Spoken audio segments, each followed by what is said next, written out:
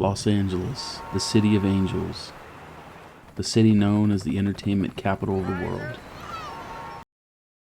Los Angeles County, with over 10 million people, is the largest county in California, with Los Angeles being the largest city and consisting of 27% of the state's population.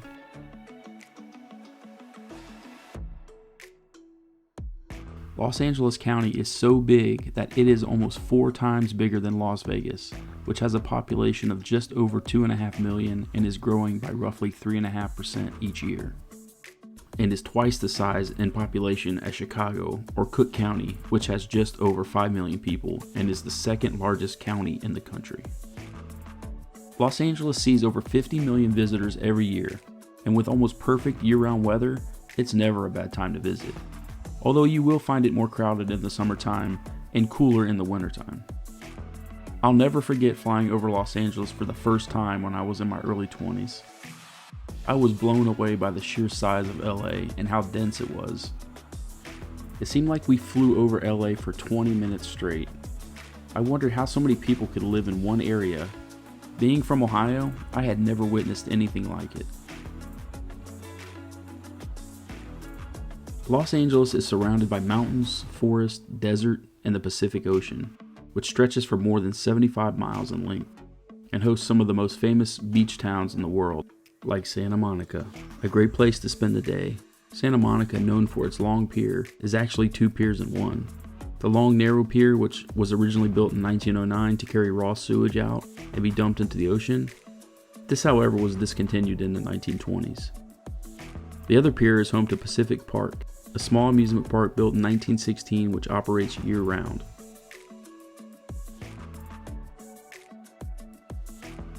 Overlooking the pier is Palisades Park, which is a 26-acre cliffside park with spectacular views of the pier, coastal mountains, and the Pacific Ocean. Just a short walk inland you'll find 3rd Street Promenade, which is half-a-mile stretch of shopping, restaurants, and entertainment. I took these shots just a couple months after the riots of 2020, which the promenade was dealt heavy damage, but as you can see, most of it has been restored. If you want to stay in Santa Monica, 2 of the most famous beachside hotels are Hotel Casa del Mar, and right next door is Shutters. One of the first things I ever did in LA, and is still one of my favorites today, is to rent a bike in Santa Monica and cruise down the coast on the bike path.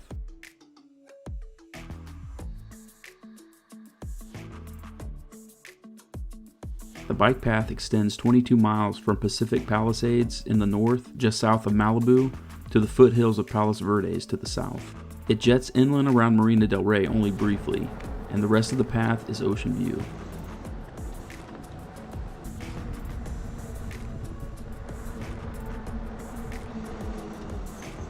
Just a couple miles down the coast, you'll find Venice Beach. Founded in 1905 by Abbot Kinney as a seaside resort town, but in 1926 merged with and became part of Los Angeles. Venice is known for its boardwalk, Muscle Beach, and skate park.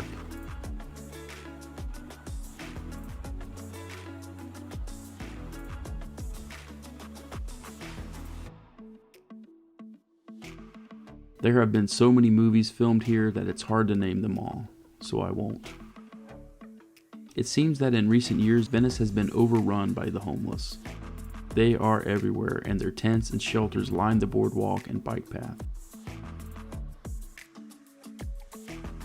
Which reminds me, you don't want to be in Venice after dark.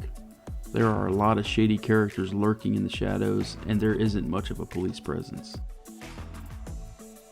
If you like people watching, then you've hit the mother lode. You are guaranteed to see some weird and crazy shit.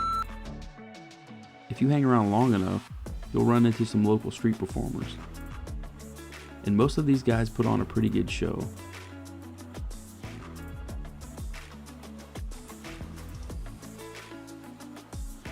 After a long day of bike riding, I always stop at Johnny's and grab a mouth-watering pastrami sandwich with extra mustard and pickles. You can't go wrong here, but be aware they only take cash, tax purposes.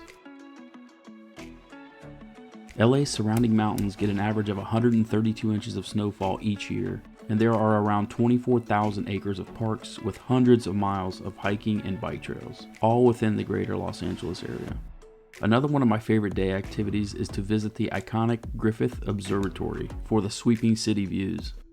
Admission is free, but parking will cost you $10, so it's better to find a parking spot along the road. If you go for sunset on a clear night, the city lights up with millions of colorful lights and is an amazing sight to see. After the observatory, I like to hit one of the many hiking trails that zigzag throughout the surrounding mountains and canyons. Most of the hikes look out over LA, and you get a sense of how vast the city really is. The best way to get around LA is by car. You could Lyft or Uber, but that would get quite expensive after a while. Another great thing about having a car is that you can take a scenic drive up Mulholland Drive or cruise along the cliffs in Palos Verdes.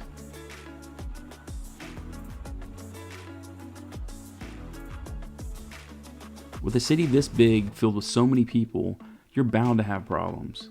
And as of 2020, LA County has over 66 million homeless people, with 41 million living within the city limits. That's a lot of people to have no place to live, and the problem is only getting worse. Most people will find Los Angeles to be a very dirty city. There are so many things to do and see in and around LA that it's hard to fit everything into one video. I just wanted to cover a few of my favorites, and I'll probably have to do another part 2 video sometime in the future. Here's a quick list of several other popular attractions that you might consider when planning your trip, along with a list of places that I think are overrated and I would probably skip.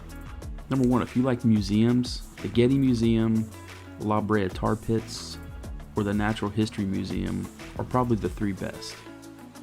If you like parks, an Echo Park, MacArthur Park,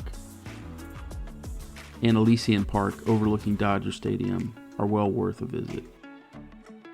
The things that I would skip would be the Hollywood Walk of Fame, the Chinese Theater. It's not very impressive, and it's actually kind of dirty.